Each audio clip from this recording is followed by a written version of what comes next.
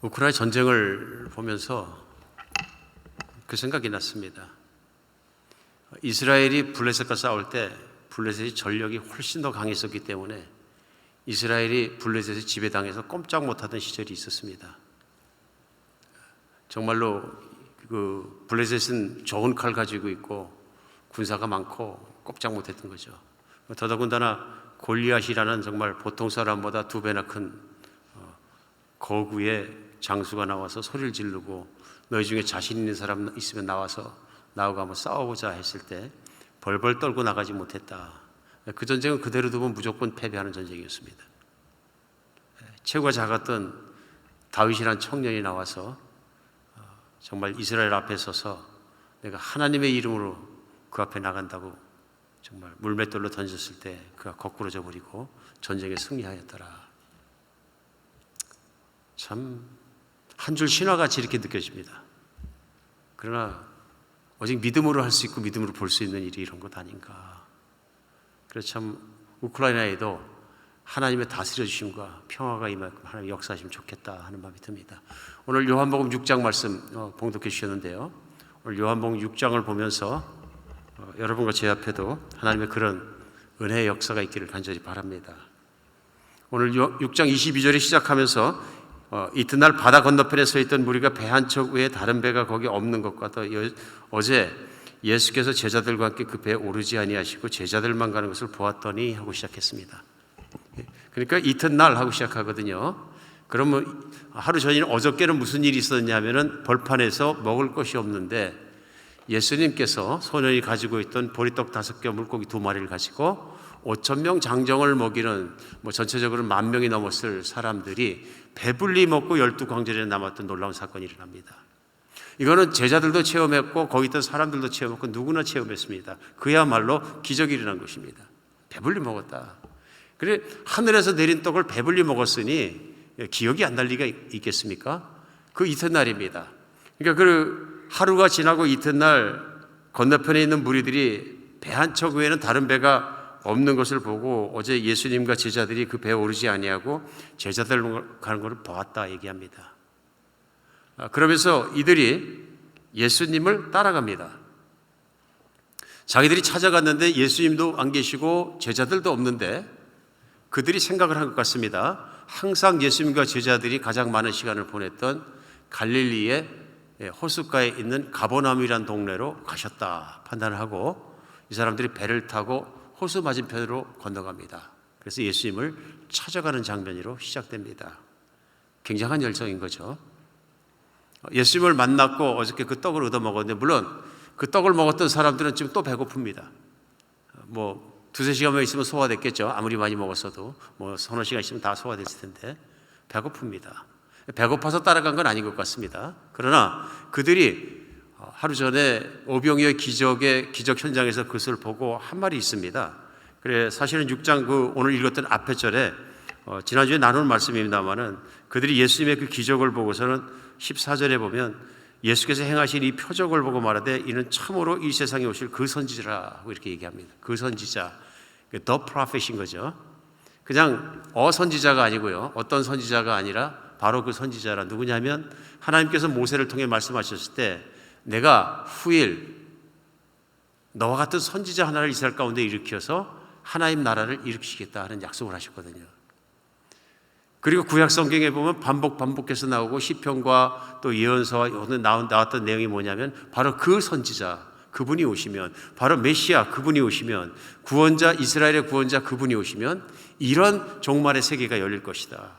하나님의 나라가 이루어질 것이다 하면서 계속 반복되는 말씀이 선포된 것을 이스라엘 백성들이 알았던 것입니다. 예수님의 기적의 현장에서 그들은 바로 오신다 하셨던 그 선지자가 예수님이라는 것을 오늘 알아보았다 하고 얘기가 나옵니다. 그런데 지난주에 6장 15절에서는 이런 말씀이 나옵니다. 그러므로 예수께서 그들이 와서 억지로 붙잡아 임금으로 삼으려는 줄 아시고 다시 혼자 산으로 떠나시니라. 그들 안에 떡을 먹었을 뿐만 아니라 정말 와 하는 흥분이 일어난 겁니다. 흥분이 일어난 거죠. 그 순간 예수님께서 그것을 아시고 그들을 피해서 산으로 도망가셨다 하는 내용입니다. 피하셨다. 그래 제자들도 따라가지 못하고 제자들은 따로 지시하셔서 우리 호수 건너편 가버나움으로 가라 말씀하셨던 것 같습니다. 제자들은 배를 타고 바로 출발하고 사람들은 거기 있었던 모양인데 아마 그 지역에 사는 사람들이니까요. 이 사람들이 그 다음날 보니까 제자들도 안 보이고 예수님도 안 보입니다. 그러자 가버나움까지 쫓아왔다 하는 것입니다. 열정이 있어 보이죠? 열심히 있어 보입니다. 오늘 그런데 말씀이 계속되면서 이 사람들이 예수님을 만나자마자 랍비여 언제 여기 오셨나이까 하고 물어봅니다. 왜냐하면 그들은 보았습니다. 예수님이 타고 가실 배가 없었습니다. 제자들은 몰라도. 근데 그 밤에 물 위를 걸으셔서 예수님이 제자들과 함께 합류하셨다 배로. 우리 말씀을 통해서 아는 것입니다. 놀라웠겠죠? 어떻게 이렇게 빨리 이렇게 맞은편까지 오셨습니까? 빙 돌아가면 갈 수 있는 거리가 아니었던 것 같은데 오늘 예수님께서 그 말에 예수께서 대답하여 이르시되 내가 진실로 진실로 너희에게 이르노니 너희가 나를 찾는 것은 표적을 본 까닭이 아니야 떡 먹고 배부른 까닭이라 하고 말씀하십니다. 오늘 그들에게 말씀하신 첫 번째 말씀은 그렇게 그들이 듣고 싶었던 말씀은 아니었을 것 같습니다. 말씀하시는 게 뭐냐면 너희가 기적의 현장에서 표적을 바로 봤기 때문에 그런 것이 아니라 너희들이 떡 먹고 배가 불렀기 때문에 나를 찾아온 것이다. 그러면서 그 말을 이해할 수 있도록 28절에는요, 죄송합니다. 27절에는 썩을 양식을 위하여 일하지 말고 영생하도록 있는 양식을 위하여 하라. 이 양식은 인자가 너희에게 주리니 인자는 하나님께서 인치신 자니라 하고 말씀합니다. 그들의 인생을 통틀어서 하시는 말씀 같습니다. 나를 찾아온 이유가 너희가 떡 먹고 배불러서 찾아왔다는 얘기는 너희가 평생에 가장 중요시하고 추구하는 것이 무엇이냐? 열심히 돈 벌어서 잘 먹고 잘 사는 것 아니냐? 잘 먹고 잘 사는 것. 그걸 뭐라고 표현하시냐면 전체를 뭉뚱그려서 지금 썩을 양식 이렇게 표현하셨습니다. 그러면서 결론적으로 사람이 썩을 양식으로 위해서 일할 것이 아니라 그 영생하도록 있는 양식을 위해서 열심히 할 것이니라. 사람에게 중요한 것이 뭐냐? 당장 먹고 사는 양식 때문에 온 힘을 바치고 정성을 바치고 마음을 바쳐 살아가는 게 옳은 것이냐? 그것이 아니라 영원히 죽지 않고 살아가면서 하나님으로 말미암아 공급해 주시는 그 양식을 먹고 사는 것이 중요한 것이냐? 이것을 깨달아라 하고 말씀하신 것을 알 수 있습니다. 그러면서 인자는 예수님 자신은 하나님의 인치신 자니라 말하고 말씀하셨습니다. 인쳤다는 얘기는 우리식으로 얘기하면 사인이죠. 하나님께서 도장을 찍고 그런 얘기죠. 하나님께서 보내신 자니라 하는 말씀을 예수님이 하시는 것을 볼 수 있습니다. 이들이 그 말씀을 듣자마자 이번에는 다른 질문합니다. 우리가 어떻게 해야 하나님의 일을 하오리까 하고 질문합니다. 단계적으로 보면 대화가 발전해 가는 걸 알 수 있습니다. 왜냐하면 이들이 예수님을 막 그렇게 열정적으로 그 다음날 배까지 타가면서 사는 곳을 떠나서 예수님께 쫓아오고 찾아왔던 이유는 예수님이 지적하신 대로 떡 먹고 배불러서 찾아갔다 하는 것이 예수님의 판단이십니다. 또 그것이 맞는 것이죠. 오늘 왜 그런 말씀을 하셨느냐 하면 예수님을 선지자로 알아보고 메시아로 알아보고 이 땅에 오신 구원자로 알아보았지만 그들에게 가지고 있는 기대가 따로 있었다는 것입니다.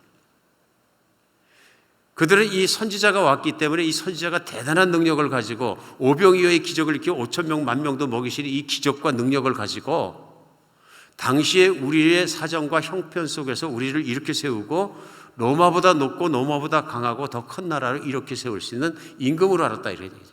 우리의 임금감이고 우리가 목숨을 바치는 한이 있더라도 더 이상은 이렇게 살지 말고 이 왕을 따라가 살면서 이 왕이 로마를 이기고 황제를 이기고 군대를 이기고 우리나라를 세워주셔야 된다 이렇게 본 거죠.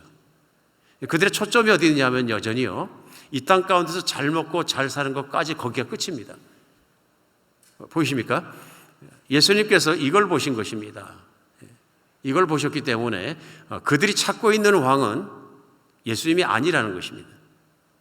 예수님은 그런 왕이 아닙니다. 그보다 더 큰 왕이시고 정말로 큰 왕이시다. 그리고 하나님 나라에 다스리시는 왕이라는 것을 오늘 말씀하고 계신 것이죠. 여기서 보면 관점의 차이가 얼마나 큰 걸 느낄 수 있습니다. 오늘 말씀이 그 내용인데요. 이 사람들의 관점과 예수님이 말씀하시는 관점이 참 다릅니다. 벌써 안목이 다른 거죠. 현실을 보는 겁니다. 오병이어의 기적의 현장 속에서 누구나 흥분합니다. 그렇죠? 흥분했던 겁니다.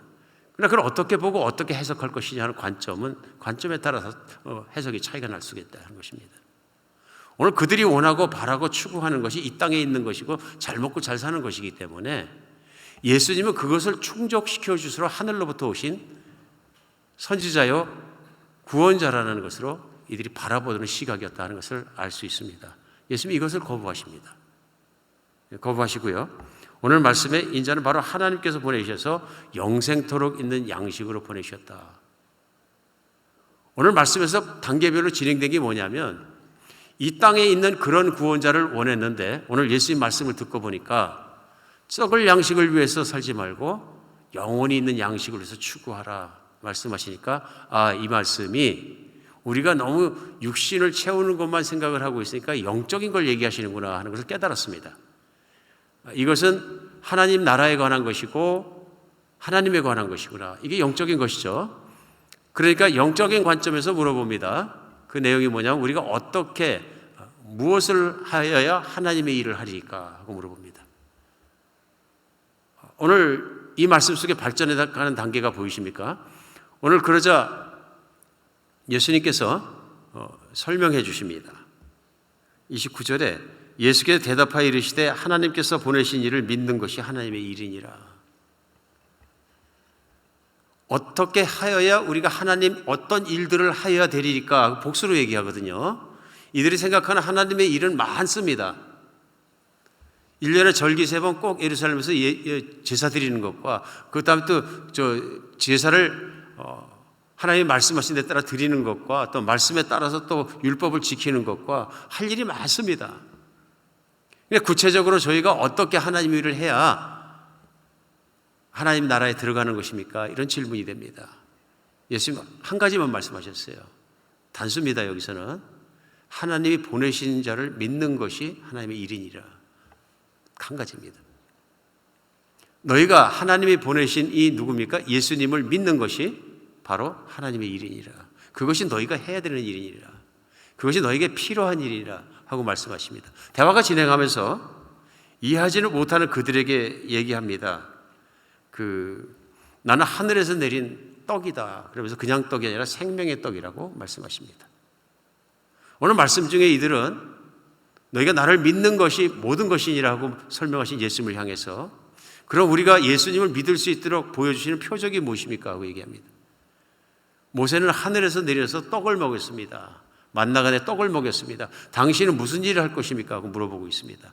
그러자 예수님께서 하신 말씀이 오늘 본문 마지막입니다. 35절에 나는 생명의 떡이니 내게 오는 자는 결코 줄이지 아니할 터여 나를 믿는 자는 영원히 목마르지 아니하리라. 이 말씀이 이들에게 이제 걸립니다. 여기까지 잘 따라 올라왔는데 이 말씀이 걸립니다. 이해가 안 됩니다. 그리고 믿어지지 않습니다. 그러면서 예수님은 자상하게 말씀이 계속되면서 풀어주시긴 하십니다. 나는 하늘에서 내린 떡이니 너희가 내 살을 먹고 나는 내 피를 마시지 않으면 구원받지 못하느니라 말씀하시거든요. 오늘 유대인들은 이 말씀을 이해하기가 굉장히 어려웠습니다. 오늘 본문 말씀에 왜 유대인들과 예수님의 대화 사이에 이런 큰 관점의 차이가 간극이 있느냐 하는 것을 우리는 알고 이해할 필요가 있다고 믿어집니다. 유대인은 하나님의 은혜로 그들의 역사의 시작서부터 시작해서 하나님을 알고 하나님의 약속을 받고 살아간 사람들입니다. 하나님의 말씀이 있고 선지자들을 보내주셨고 하나님이 누구신지를 가르쳐 주셨고 많은 것들을 하나님께서 노출해 주셨습니다. 그래서 이 지구상에는 어떤 사람들보다 하나님에 관한 정말 큰 은혜를 받았던 민족입니다. 그런데 오늘 예수님과 대화를 통해서 드러나는 것이 뭐냐면요, 이들이 아직 하나님의 뜻 가운데 못 들어가고 있다는 것을 오늘 드러납니다. 그런데 오늘 유대인들은 오늘 현장에서만 그런 것이 아니라 요한복음이 시작하면서 예수님을 만난 후 거의 모든 사람이 다 그랬던 것 같습니다. 비슷한 현상이 일어납니다. 우리 요한복음 3장에서는 말씀 같이 나눴습니다만 니고데모라는 당대의 최고의 신학자가 밤에 예수님이 찾아왔습니다. 물론 그의 제일 큰 화두와 퀘스천도 뭐였었냐면은 어떻게 해야 하나님 천국에 들어갑니까? 하는 것이었겠죠. 예수님께서 그에게 말씀하십니다. 내가 성령으로 거듭나지 않으면, 내가 거듭나지 않으면 하나님 나라를 볼 수 없느니라. 넌 하나님 나라에 못 들어간다 말씀하십니다. 놀랬겠죠? 엄청 놀랐습니다. 그래서 물어본 질문이 그거 아닙니까? 제가 그럼 어머니 뱃속에 들어갔다 다시 나올까요? 하고 물어봅니다. 그냥 예수님 말씀이요. 내가 물과 성령으로 거듭나야 하리라. 사람이 육신으로 엄마 배에서 나오는 건 육신이 태어난 것이고 내가 성령으로 한 번 더 나야 되리라 하고 말씀하십니다. 어떻게 성령으로 태어날 수 있습니까? 그게 또 너무너무 궁금하죠. 이 말이 뭐냐면요, 니고데모 같은 신학자도 신학을 공부하면서 항상 무엇을 공부했냐면 내가 노력해서 천국을 따내는 것, 천국을 들어가는 것, 그거에 대해서 연구하고 노력하고 했는데 길이 없다는 것입니다. 확신할 수 없다는 것입니다. 그런데 예수님께서 거기를 꼬집어 주시는 것입니다. 사람이 천국에 들어가는 건 인간의 능력으로 하는 것이 아니라 하나님의 은혜라야 들어갈 수 있는 것이다 하는 것을 여기서 설명해 주십니다. 근데 하나님의 은혜가 뭐냐면 천국에 들어갈 수 없는 자격이 없는 사람을 하나님께서 넣어주시는 것입니다. 니고데모는 그것을 철저히 깨달았을 것입니다. 근데 니고데모만 그런 것이 아니라 그 다음 장 4장에서 나오는 우물가의 여인도 대화는 마찬가지였습니다. 예수님께서 물을 달라 하니까 왜 유대인인데 달라고 하냐고 물어봅니다. 그러니까 내가 누군지 알아보았다면 내한테 물을 달라 그랬을 것이고 내가 너에게 물을 주었을 텐데 그걸 마시면 영원히 내가 목마르지 아니리라. 그러니까 여자가 얘기하죠. 바가지도 없는 분이 나한테 물 부탁하다가 왜 물을 준다 그러십니까? 육신의 생각과 육신의 관점과 주님이 말씀하시는 영적인 대화가 서로 어긋나고 있는 것을 알 수 있습니다. 나중에는 결론이 뭐냐면 예수님께서 설명해 주신 따라 이 여인이 예수님이 누구신지를 알아보게 됩니다. 천국을 어떻게 들어가는지를 깨닫게 됩니다. 예수님을 만났다는 것이 얼마나 큰 것이니까 붙잡게 되고 결국 예수님을 믿고 죄사함 받고 영원한 생명으로 들어가는 길을 정말 들어갔다는 내용이 바로 그 내용인 거죠. 오늘 유대인들도 마찬가지 결과예요. 기적의 현장에서 그들이 보지 못한 것이 있습니다. 뭘 못 봤습니까? 기적의 현장에서 그들 기적을 보았습니다. 사람의 힘으로 안 된다는 것도 알았습니다. 하늘에서 내신 사람이 아니고서는 도저히 할 수 없다는 것도 알았습니다. 여기서 못 본 것이 뭐냐면 그들 앞에 천국이 임했다는 것입니다. 메시아가 오시면 이런 일이 있을 것이고 그때 기적보다 더 중요한 것은 뭐냐면 그 기적의 현장이 곧 하나님의 나라가 약속대로 성경에 말씀하신 대로 임했다 하는 것입니다. 그들이 무엇을 생각해야 하는가 하는 것은 분명합니다. 나는 저 천국에 내가 들어갈 수 있는 사람이냐? 나는 저 천국에 소속되어 있느냐? 나는 저 천국에서 배제된 사람은 아니냐? 이것을 보아야 했습니다. 예수님께서 가시는 곳마다 첫 번째 전하셨던 메시지는 분명합니다. 천국입니다. 회개하라, 천국이 가까웠느니라. 오늘 예수님 메시지는 항상 그것입니다. 너희가 어떻게 천국에 들어갈 것이냐. 만난 사람들의 모든 관심도 그거였고요. 그런데 유대인들이 오늘 오병이어의 현장 속에서 간과한 것이 있습니다. 그것인 거죠. 예수님의 말씀대로 또 구약의 모든 예언의 말씀과 약속의 말씀대로 천국이 진짜로 오늘 그날이라고 계속 구약 안에서 말씀 그날이 오늘 이 자리에 임하셨구나 하는 것을 그들이 그 기적의 현장 속에 깨달았다면 그다음에 반응이 나옵니다. 그때 예수님께서 그들에게 말씀하신 것은 회개하라입니다. 너희가 도무지 천국에 합당하지 않는 자들이다 하는 것을 깨닫고 돌이켜라, 하나님께 돌아와라 하는 것입니다. 회개하라, 그 다음에 이제 예수님이 가르쳐 주신 게 뭐냐면 나를 믿어라 하는 것입니다. 오늘 그런 각도에서 보면 이해가 간다 하는 것입니다. 니고데모도 신학자지만 그것을 이해하지 못하니까 요한복음 3장에서는 니고데모의 대화가 계속되면서 저희가 너무나 잘 아는 말씀이 나옵니다. 16절 말씀이 나오는 겁니다. 3장 16절. 하나님이 세상을 이처럼 사랑하사 독생자를 주셨으니 이는 저를 믿는 자마다 멸망치 않고 영원한 생명을 얻게 하고자 함이라. 하나님이 세상을 너무 사랑하셔서 어떻게 거듭나냐고 하나님이 정말 천국에 들어갈 수 없고 죄 때문에 들어갈 수 없는, 오늘 그것을 깨닫느냐, 니고데모한테 하시는 말씀이죠. 그러나 오직 하나님은 너무 사랑해서 너같이 죄가 많고 하나님 천국에 온전하게 들어가기엔 합당치 못한 자를, 죄를 용서하시기 위해서 나를 보내주셔서 십자가에 못 박려 피 흘리고 살찌겨 죽게 하시고 그 죄값을 대신 치러줬다는 것을 믿는 사람들을 죄를 용서해 주시고 하나님의 자녀로 삼느니라. 그 사람은 십자가와 함께 나와 함께 죽고 정말 옛사람이 죽었기 때문에 새 사람으로 태어나고 이제는 새로운 영혼으로 살 수 있다 하는 것을 설명해 주시는 거죠.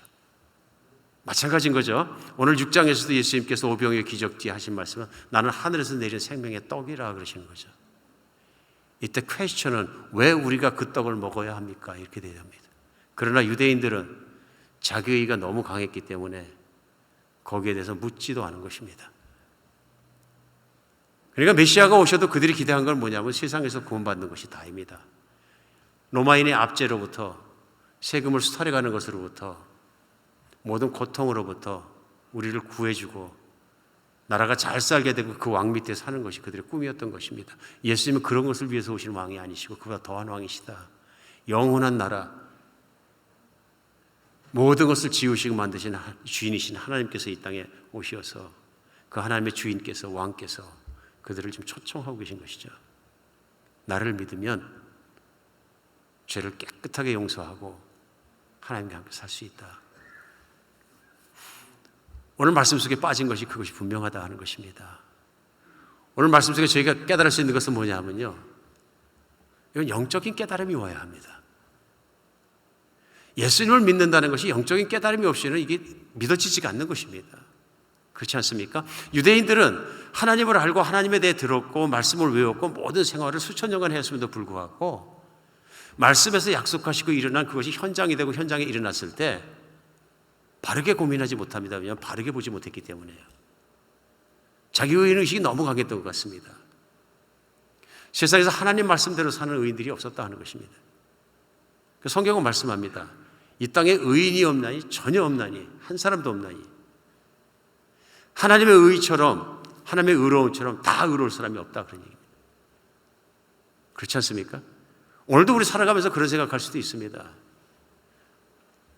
다른 나라 멀쩡하게 잘 살고 있는데 주권과 독립권을 가지고 있는 한 나라를 갖다가 군대를 다 끌고 와서 그것도 약한 나라를 갖다 확 쳐들어가면서 이건 우리가 의로운 짓이라고 자신하고 있는 푸틴을 향해서 우리 퀘스천 마크가 붙습니다.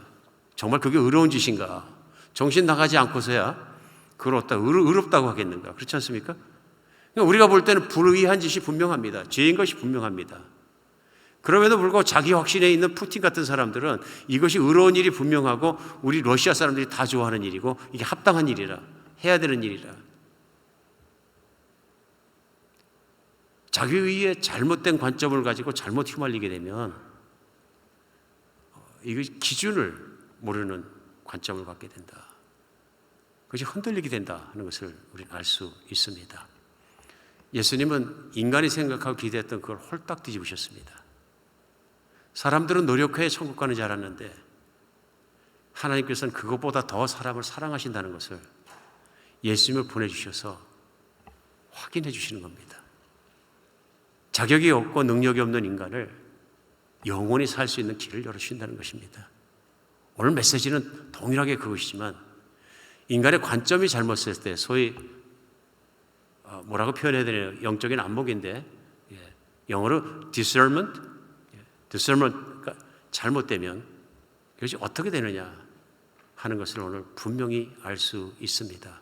천국이 앞에 왔고 천국을 인도하신 예수님을 만났음에도 불구하고 6장 마지막 부분까지 가다 보면 이들은 말을 이해 못해서 예수님을 배척합니다. 왜요? 내 기준에 맞지 않기 때문에, 내 기준에 틀렸기 때문에, 내가 원하는 메시아는 그런 메시아가 아니기 때문에, 피나 흘리고 살이 찢어지고 죽고 뭐 그런 메시아가 아니고 내가 원하는 메시아는 세상에 어떤 왕보다 강한데 특별히 당대에 최고 강했던 로마의 황제보다 강하고 로마의 군대보다 강한 군대를 일으킬 수 있는 그런 메시아를 우리는 기다리고 있다는 것이 분명합니다. 잘못된 그들의 눈에는 인간에게 참 필요한 그것이 안 보였던 것입니다. 오직 제자들만이 그것이 보였다는 것입니다. 눈을 뜬 자의 복이죠.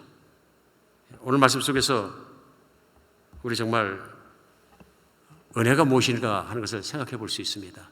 믿음의 눈이 열리는 것이 은혜 중에 은혜입니다. 믿음의 눈이 열리는 것이에요. 우리 유대인들을 빼놓고라도 그 다음에 이방인들은 하나님에 대해서 모르는 깜깜입니다. 그런 이방인들에게도 하나님께서 이 복음이 전파되게 하셔서 오늘날 믿게 된 것이 얼마나 큰 은혜인지를 생각하게 합니다. 그렇게 알아볼 수 없고 그렇게 이해하기 힘들고 인간의 고집과 인간의 중심과 인간의 고집 때문에 알아볼 수 없는 그것을 하나님이 내가 예수님을 알아보게 하고 믿게 하고 붙들어 주셨다면 이 하나님의 큰 은혜라는 것을 다시 한번 생각할 수 있습니다. 오늘도 예수님을 안 믿는 분들에게 예수님에 대해서 이렇게 전하면 세상은 하나님이 지으셨고 하나님을 알만한 것이 세상에서 얼마든지 보이는데도 하나님 믿지 않고 자기 마음대로 자기만 믿고 살면 된다고 생각하고 큰 소리 빵빵 치고 살고 있습니다. 그래서 하나님은 그들을 위해서 용서받고 그 죄를 용서받아서 이제는 천국 갈 수 있는 길을 예수님을 통해서 열어주셨습니다 하면은 다시 큰 소리 칩니다. 세상은 그냥 진화로 의해서 만들어진 것이지 창조주도 없고 하나님도 없고 아무것도 없어 큰 소리 빵빵 칩니다. 근데 사실은 그게 잘못된 관점과 잘못된 믿음인 거죠. 세상은 아무것도 없고 혼돈 가운데에서 번개와 천둥이 수십억 번 수백억 번 수없이 치다가 천둥과 번개가 치는 속에서 갑자기 세포 하나가 생겨났다. 이게 믿음이죠. 사실은 어느 인류의 기원에 대해서 존재의 기원에 대해서 어느 물리학자나 철학자가 얘기하다가 제시한 것들이에요. 그런데 여러분 그건 있을 수 없는 확률입니다. 어떻게 번개가 많이 쳤다고 그 중에서 돌연변이들은 어쨌든 어떻게 해서 세포 하나가 탁 생겨납니까? 그걸 믿는 거죠. 그 다음에 이제 진화돼서 온 인간에 대해서 믿고 그러면 창조자의 작품이 아니라 지구는 원래 물질적으로 존재하는 것이 그들이 있어 왔다. 그럼 믿음이 없는 것이 아니라요. 믿음이 있는 겁니다. 뭘 믿는 거냐 하면요. 인간의 생각과 물질에 대한 판단력을 믿는 것이죠. 성경은 분명히 선포합니다. 태초에 세상은 하나님이 만드셨습니다. 여기서부터 시작해서 그런데 그 인간이 하나님을 떠나고 제 맘대로 살고 교만해지고 그것을 하나님이 죄라 하시는 거죠. 그래서 인간에게 죄가 때문에 세상에 죽음이 들어왔고 죽음이 들어갔다는 것은 자명한 것입니다. 인간이 그 죽음의 문제를 해결하고 하나님께서 내리는 저주의 모든 것을 벗고 하나님 안에 들어가 살 수 있는 것은 용서받는 것인데 그 길은 바로 이 하나님께서 보내신 예수님밖에 없다는 것입니다. 오늘 말씀을 들으시는 분 중에서 믿음은 어느 순간에 깨달음이 들어오고 믿어집니다. 그러면서 영적인 안목이 열리고 달라집니다. 예수님을 믿으면 달라집니다. 보는 눈도 달라지고 다 달라집니다. 영원함과 세상과 모든 것이 달라집니다. 내 자신을 보는 내 눈도 달라지고 사람들을 보는 눈도 달라지고 인생을 보는 눈도 달라지고 다 달라집니다. 예전에 내 육신의 눈만 열고 봤는데 이제는 믿음의 눈, 영안을 열고 보기 때문에 그렇습니다. 믿기 때문에 그렇습니다. 믿음의 눈이 열린 거죠. 오늘 말씀 속에 나오는 내용 가지고 우리 예수를 이미 믿는 사람들에게도 굉장히 중요한 사항인 것 같습니다. 나는 예수를 믿고 구원받았고 예수의 사람으로 살아갑니다. 그게 끝이 아니라 시작인 거죠. 시작인 거예요. 어느 모모 구원파 이단에서 얘기합니다. 사람은 한 번 구원받으면 끝이고 완전하기 때문에 그 다음에 성화될 필요 없다. 회개도 필요 없다. 그래서 이단인 거죠. 아닙니다. 사람의 구원은 성경 말씀대로 예수님을 믿고 새 사람이 되고 시작합니다. 그러나 인간의 육신 속에 있는 동안에는 항상 걸어가면서 예수 그리스도를 닮아가고 온전한 사람을 변해가는 성화의 과정을 거쳐야 됩니다. 그러니까 사도 바울 같은 사람도 선포하는 것 아닙니까? 내가 이루었다는 것도 아니고 붙잡았다는 것도 아니라 내가 하나님께 약속으로 받은 것을 붙잡으려고 쫓아가느라 인생의 마지막으로 하는 얘기죠. 인간의 구원의 완성은 온전히 예수님처럼 돼서 예수님 믿기 전에는 100% 하나님의 뜻대로 살자나 죄인이 되었는데 예수님을 믿고 나니까 예수님을 따라 살기 때문에 이제는 예수님을 따라 사는 것이 가장 좋은 것이고 가장 안전한 것이고 가장 맞는 길이라는 걸 영적인 데서 알게 되고 예수님의 말씀을 따라가는 삶이 열렸다는 것입니다. 오늘 하루 그렇게 살고 끝나는 것이 아니라 내 인생이 끝나는 날까지 지속적으로 그렇게 살면 어떻게 되느냐? 예수님을 닮은 모습이 되어지고 예수님과 함께 진짜로 새하늘 갔을 때 영원한 세상에 들어갈 때는 육신도 새로 입혀지시고 모든 몸이 변하고 온전하게 되었을 때는 이제는 완전한 구원체가 되어서 하나님 앞에 살아간다는 것이 구원의 완성인 거죠. 예, 우리는 그래서 구원을 받았고 not yet. 아직은 완성이 안 됐습니다. 그래서 우리는 하나님의 약속을 붙잡고 그것을 잡고 살아가는 것이죠. 이렇게 살아가다가 우리 진리를 붙잡고 거듭나고 다 됐는데 영적인 관점의 눈을 열고 믿음의 눈을 열고 살아가지 않으면 또 실수하고 실족합니다. 회개가 필요한 거예요. 맞습니까? 회개가 필요한 거예요. 회개의 길을 열어주기 때문에 우리는 영영 버림받지 않을 수 있는 거죠. 믿기 때문에 회개합니다. 신앙 양심이 찔리기 때문에 회개합니다. 어떤 자매님이 글을 올리셨어요. 거기 보면은 동창회 초청을 받고 동창회를 가시는데 많은 생각을 하면서 하나님 생각을 한 거죠. 그리고 동창 중에서 믿지 않는 애들이 정말 많은데 가가지고 예수를 전해야 되겠다. 내가 예수 믿어보니까 너무 좋고 구원받으니까 너무 기뻐서 전해야 되겠다. 하나님께 기도했어요. 하나님, 동창들의 마음을 거슬리지도 않고 복음을 잘 예수님을 전해서 저들을 인도할 수 있는 기회도 열어주시고 다 좀 인도해 주세요. 기도를 매일 하고 이제 묵상도 하고 기도도 하고 준비도 하고 갔습니다. 말씀도 준비하고. 동창회 날 가보니까 친구들 차가 비교할 수 없이 좋은 차들을 타고 온 거예요. 거기서부터 이제 갈등이 시작되는데요. 그리고 어떤 친구 보니까 최고의 차를 타고 왔는데 보니까 학교 다닐 때 별로 그렇게 괄먹걸만큼 뛰어난 애도 아니고 그냥 보이지도 않는 친구였는데 자기하고 비교해봐도 공부를 하나 뭐를 하나 비교가 안 됐는데 시집 잘 가갖고 부자가 됐다는 거예요. 그 친구만 그런 줄 알았더니 친구들이 한 명 한 명 들어보니까 뭐 대단히 좋은 차들 타고 들어오고 막 서로 알고 자랑하고 막 그러더라는 거죠. 그뿐만 아니라 이제 같이 동창회가 진행되어서 대화를 하다 보니까 어떤 친구는 뭐 아들이 무슨 대학교 들어갔다, 어떤 친구는 뭐 딸이 어디 들어갔다, 어떤 친구는 뭐 어떻게 됐다, 뭐 자식 자랑하는데 이건 뭐 끝이 없고, 그래서 자랑이 아닌 듯 자랑하는데 자기는 자기 삶을 돌아보지 않을 수가 없었다. 그래서 친구들하고 비교해 보니까 사는 곳이나 아파트나 지역이나 자식이나 타원 차나 무엇 하나 친구들 앞에 자랑할 만한 것이 단 한 가지도 없더라. 어느 순간 자기도 모르는 사이에 쪼그라들어 가지고 전화를 간 예수님을 한 명한테도 못 전하고 열심히 기도를 했는데 그 기도한 게 뭐냐면 하나님이 열등감으로부터 극복하게 해주시옵소서. 열등감으로부터 극복하게 해주시옵소서. 왜 그렇습니까? 신앙의 눈을 열고 친구들의 필요한 것, 좋은 것, 천국 이것을 전해주기 위한 마음을 갖는데 순간적으로 어떻게 됩니까? 신앙의 눈이 닫히니까 세상의 눈이 보이는 거죠. 육신의 눈이 열리고 세상에 있는 각도대로 보니까 갑자기 자신이 초라하고 비참해 보인 겁니다. 비교하게 된 것이고. 그 글을 올리신 자매님의 솔직한 그 표현들을 보면서 그런 마음이 들었어요. 자매님만 그럴까? 우리도 살아가면서 혹시 인생의 목표가 잘 먹고 잘 사는 게 최고인 것처럼 살아가지는 않는가? 참 생각을 해야 되는구나. 먹고 사는 문제 중요한 것입니다.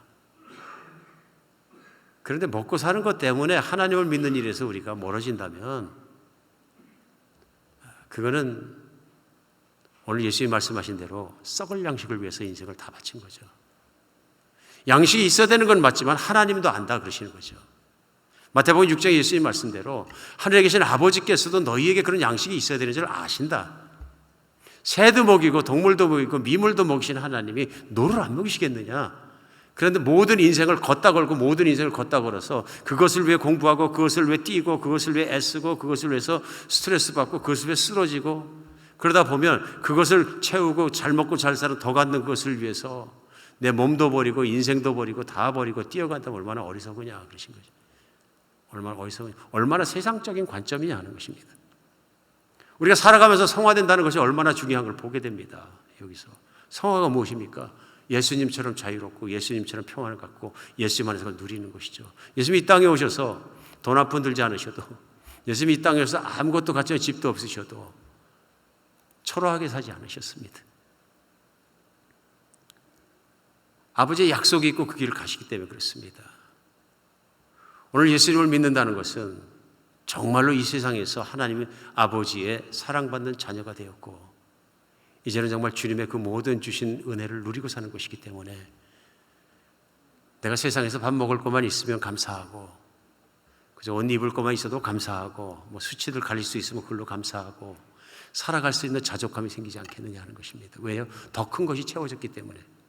죽는 문제도 해결됐고 절대적인 하나님의 사랑받는 문제도 확신하고, 무엇이 그렇게 아쉽느냐 하는 것입니다. 사람의 세상에 채워진 것이 늘 목마르면 어떤 모습이 되냐 하면 육신적인 눈을 갖게 됩니다. 그래서 살다 보면 세상 사람 하는 건 나도 하고 다 똑같이 하기 때문에 구분되지 않습니다. 어떤 의미에서는 그리스도인을 세상 속에서 똑같은 직업을 가지고 똑같은 일을 하고 있다 구분할 수 있는 건 분명합니다. 태어나서 한 인간으로 이미 만족한 사람이냐, 아니면 만족을 위해서 뛰는 사람이냐. 내 비즈니스에서, 내 사업에서, 내 직장에서, 내 모든 것에서 인생의 만족을 초점을 맞추고 뛴다 그러면 먹고 사는 건 넘어서 나는 성취욕을 위해서 끊임없이 뛰어갈 것입니다.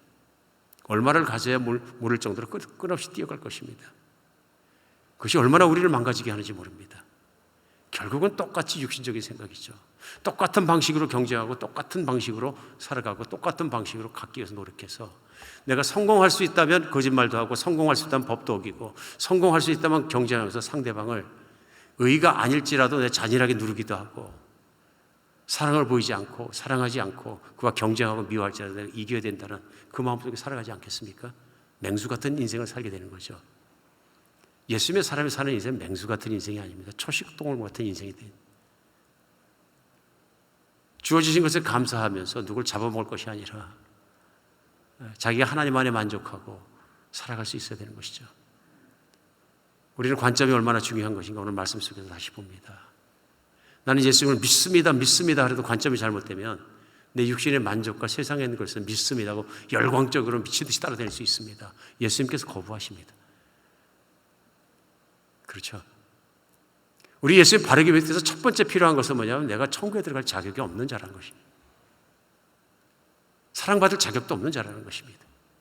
그 천국은 너무 거룩하고 그 천국은 너무 좋고 하나님은 너무 완벽하시고 나는 욕심뿐이고 탐욕스럽고 음란하고 그런 나를 갖다가 하나님께서 받아주셔야 되는 것입니다.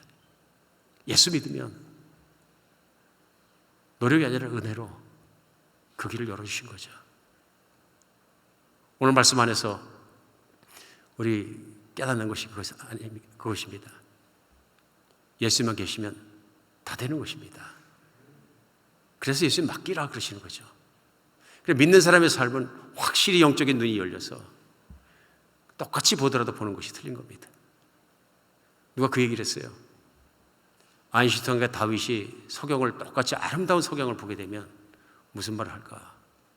아인슈타인은 석양을 과학적으로 설명하려 노력했을 겁니다. 다윗은 오 아름다워라 하나님의 나라는 찬양했을 겁니다. 왜 그렇습니까? 보는 것이 다릅니다. 믿음이 있기 때문에 그런 것이죠. 오늘 여러분과 제가 우리 하나님 부르신 것 본문 앞에서 생각했으면 좋겠습니다. 내가 하나님을 믿는 믿음으로 바르게 보아야 될 것은 무엇인가? 내가 집안에서 무엇을 바르게 보아야 할까? 내가 사업장은 어떻게 보아야 할까? 다시 한번 생각하는 시간이 되었으면 좋겠습니다. 영적인 관점이 바르게 열려야 합니다. 우리가 세상적이고 물질적일 때는 퍼스펙티브라고 얘기해야 되나요? 관점이 평면적입니다. 플랫한 거죠. 세상과 나 둘이 맺어가는 관계입니다. 근데 세상은 그런 것이 아닙니다. 믿음으로 볼 때는 하나님과 세상과 나입니다. 그런데 모든 것을 볼 때 우리 그리스도가 주인이며 주인을 통해서 예수님의 관점에서 세상도 보고 사람들도 보고 볼 수 있고 입체적으로 볼 수 있어야 되는 것이죠. 오늘 예수님께서 원하시는 것이 그것이라고 믿습니다. 하나님이 참으로 주기 원하시는 복, 그걸 내가 받아 누려라. 그러면 세상에 있는 것이 하찮게 보일 것이고 얼마나 큰 은혜를 받게 되는 것인지를 알게 될 것이다. 오늘 그런 예수님의 초청에 있는 것을 알 수 있습니다. 오늘 안 믿는 분들은 권해드립니다. 사람은 우연히 만들어진 것이 아닙니다. 하나님이 나를 아십니다. 예수님 믿으시기 바랍니다. 그리고 내 고집대로 살았던 과거에 대해서 회개하시고 예수님 받아들이시기 바랍니다. 기도하겠습니다. 예, 하나님,